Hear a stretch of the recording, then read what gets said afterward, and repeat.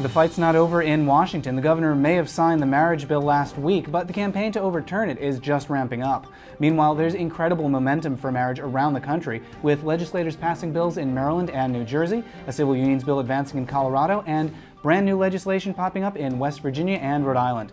I'm Matt Baum at the American Foundation for Equal Rights, and welcome to Marriage News Watch for February 20th, 2012. This week, watch for new developments in the Prop 8 case. Tuesday, February 21st, is the deadline for the proponents to petition for a rehearing at the Ninth Circuit. Or if they want to skip the rehearing and go directly to the U.S. Supreme Court, they could seek a stay so they have more time to file their petition.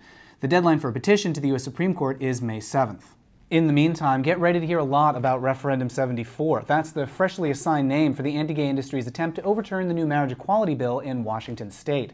They'll be allowed to start collecting signatures in about 3 weeks, and they have until June 6 to collect about 120,000, which really means they'll need about 150,000. Connect with WashingtonUnitedForMarriage.com to find out the latest on Washington's marriage equality law. And while we gear up in Washington, there's lots to do in New Jersey. Lawmakers passed a marriage equality bill this week, which was then vetoed by Governor Chris Christie on Friday. We have until 2014 to override Christie's veto, which means up to 2 years of lobbying lawmakers or campaigning for more supportive replacements. Maryland's House of Delegates passed a marriage equality bill late on Friday. It now moves to the Senate, which passed a similar bill last year, and then on to the governor, who supports the measure. Numerous prominent Republicans pushed for the bill's passage, including AFER board member Ken Mehlman, New York Mayor Michael Bloomberg, and some guy named Dick Cheney. Lately, it seems like every success in one state spurs more advances in others. Right on the heels of our Ninth Circuit win in the Prop 8 case, marriage passing in Washington, victories in New Jersey and Maryland, Delegate John Doyle has introduced a civil unions bill in West Virginia. Meanwhile, his anti-gay colleagues have introduced 3 separate bills that would add an anti-gay marriage ban to the state constitution. And meanwhile, in Colorado, a civil unions bill has advanced to the Senate Judiciary Committee on a 5-2 vote. That includes 1 vote from a Republican who supported the measure.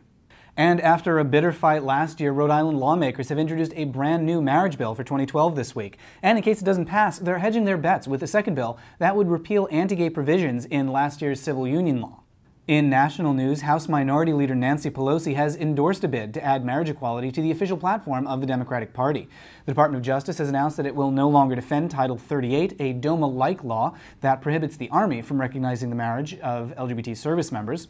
And a new survey shows that 69% of American Catholics favor some form of relationship recognition, whether marriage or civil unions.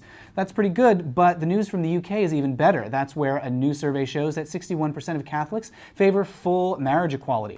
And a new Australian poll shows that 80% of youth 18 to 24 support marriage equality. Those are the headlines. Visit us over at MarriageNewsWatch.com for more on all these stories and more, and check out AFER.org for more on the fight to overturn Prop 8. We'll see you next week.